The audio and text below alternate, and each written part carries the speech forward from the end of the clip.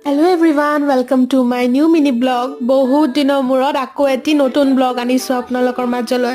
আজি পিছে নেহেৰু পাৰ্কত এটি অনুষ্ঠান আছিল আৰু তাৰে বাবে আমাৰ কটনিয়ানছ খিনিক একদম কাষতে থকা কাৰণে আমাক ফ্ৰী এন্ট্ৰি দিছিলে। সেই কাৰণে আমাৰ ফূৰ্তি দেখিছেনে নাই, গছত উঠিছো, ফটো উঠিছো, তলত বহি আমি গান গাইছো। ৰ'ব গানটো শুনিব আৰু মই ভিডিঅ' দিছোৱে বাৰু।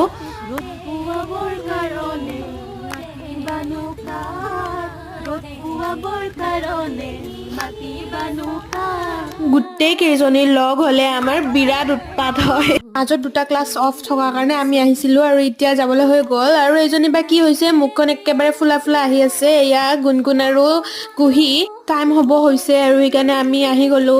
এই দেখি কেনে মোৰ পুষ্পা নাম চোনকে ফ্লাৱাৰ চামজাকিয়া মনত পৰি গ'ল আৰু আমি এটা ৰিল বনাবলৈ সাজু হৈছো। আৰু বিহাইণ্ড দ্য চিনবিলাক বিৰাটে ফানী হয়। আহি আছে বাৰু ৰিলটো দুদিন পিছত। আজিৰ কাৰণে বাই।